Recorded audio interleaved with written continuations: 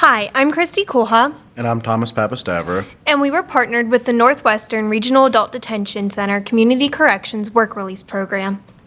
The Northwest Adult Detention Center is located 141 Fort Collier Road, and the Community Corrections Building is located behind the main detention center at 147 Fort Collier Road, and it houses the community inmate workforce as well as the community corrections programs.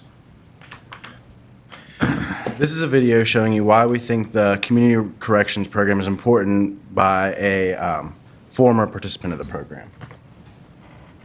Hi, my name is Matthew. I was just released from jail a while back. The work release program really helped me. I got a job and got me up on my feet, and it's got me back into everyday life, and I'm ready to get on with my life and take care of business. I don't think that an employer should judge a person due to their charges. I think that they should give them a chance.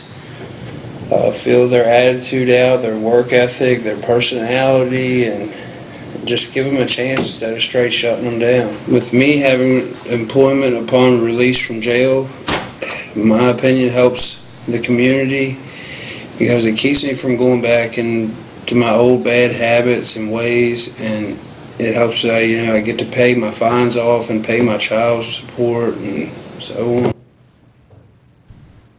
The process of becoming assigned to work release includes 3 phases. The first phase is kind of like an orientation phase where inmates have very limited privileges and responsibilities. The second phase, they have more privileges and more leisure time, and they can now attend workshops and classes to go into phase 3. Phase 3, some of the inmates are now housed in the community corrections facility, and they are now allowed to hold or maintain a job. Eligibility requirements. Participants must be completely sentenced with no outstanding charges or detainers. Applicants must not have record of escape, felony assault, or other violent crimes within the last 5 years. No history of sex offense. The applicant may not have any active protective order. They cannot be classified maximum or special custody, removed from community corrections, or have more than one major rule violation during their current incarceration.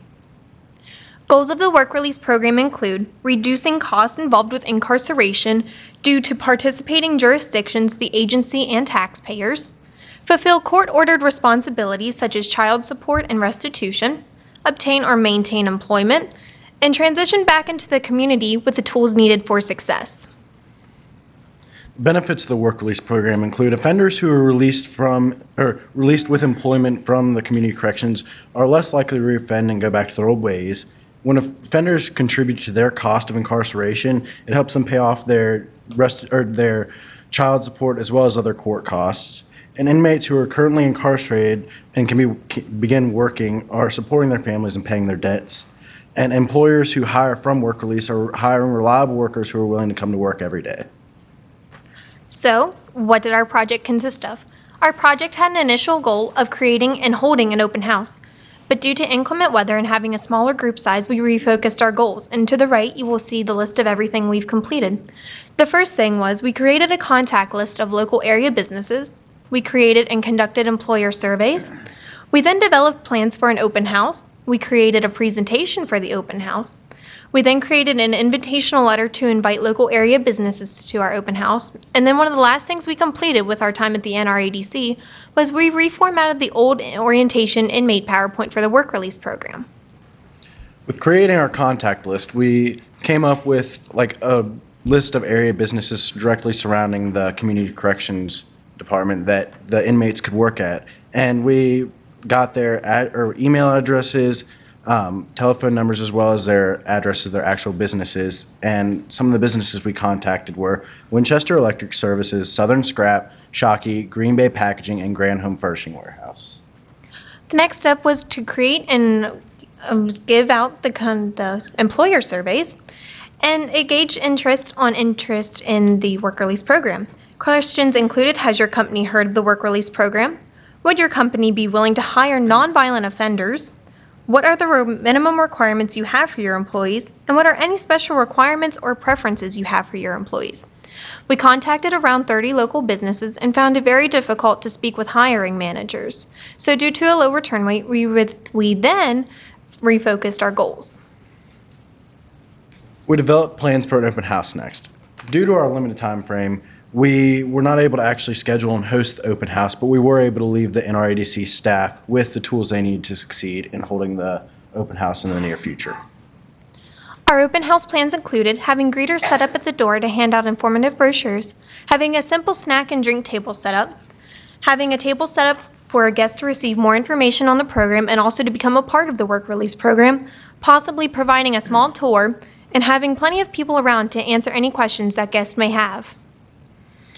With our creation of the open house presentation and the invitational letter, we started by creating the actual presentation that they present at the open house to help show the businesses what they would benefit from and how to become part of the work release program.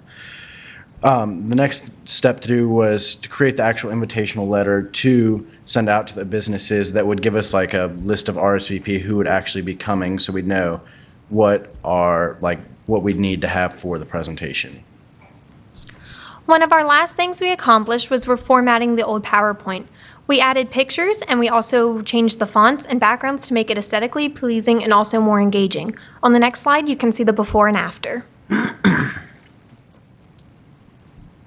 We would now like to thank Ms. Captain Lisa Seville, Ms. Kim Rodrigue, Workforce Development Specialist, the NRADC staff and officers, Matt S., former work release participant, and Mr. James Carr, our service learning teacher. We would also like to thank you, the Board of Supervisors, for your time. We would now like to present a small token of our appreciation to Ms. Kim Rodrigue, our supervisor.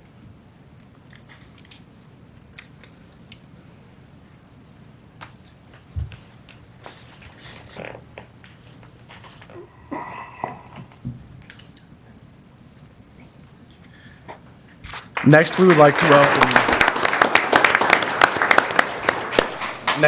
to welcome the Empowering Frederick County Citizens with the Tool of Technology presentation.